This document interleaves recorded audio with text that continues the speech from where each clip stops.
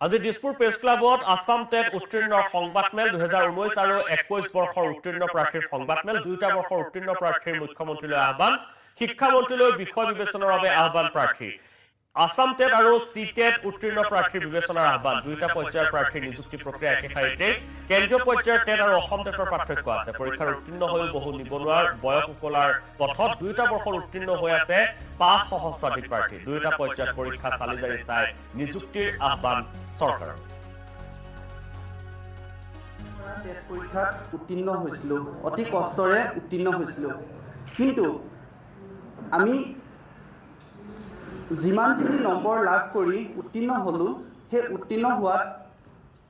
বৰ্তমান নম্বৰৰ পৰীক্ষাৰ যিটো ছিষ্টেম সেই ছিষ্টেমত আমাৰ নম্বৰৰ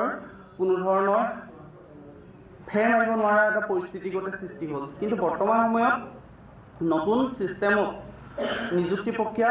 দিছে কিন্তু সেই নিযুক্তি প্ৰক্ৰিয়াত আমাৰ লগৰে বহুতে পাই গৈছে নিযুক্তি কিন্তু আমাৰ সীমিত সংখ্যক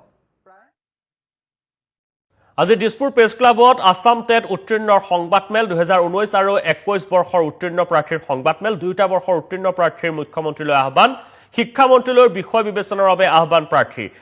আসাম টেট আৰু সি টেট উত্তীৰ্ণ প্ৰাৰ্থীৰ বিবেচনাৰ আহ্বান দুটা পৰ্যায়ৰ প্ৰাৰ্থীৰ নিযুক্তি প্ৰক্ৰিয়া একেখাৰিতে কেন্দ্ৰীয় পৰ্যায়ৰ টেট আৰু অসম টেটৰ পাৰ্থক্য আছে পৰীক্ষাৰ উত্তীৰ্ণ হৈ বহু নিবনুৱাৰ বয়স উকলাৰ পথত দুটা বৰ্ষৰ উত্তীৰ্ণ হৈ আছে 500 সহস্ৰাধিক প্ৰাৰ্থী দুটা পৰ্যায়ত পৰীক্ষা চালি জাৰি চাই নিযুক্তিৰ আহ্বান চৰকাৰৰ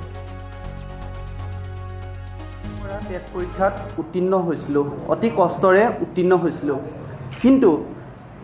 আমি যিমানখিনি নম্বৰ লাভ কৰি উত্তীৰ্ণ হ'লোঁ সেই উত্তীৰ্ণ হোৱাত বৰ্তমান নম্বৰৰ পৰীক্ষাৰ যিটো ছিষ্টেম সেই ছিষ্টেমত আমাৰ নম্বৰৰ কোনো ধৰণৰ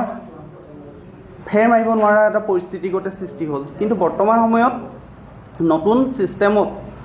নিযুক্তি প্ৰক্ৰিয়া দিছে কিন্তু সেই নিযুক্তি প্ৰক্ৰিয়াত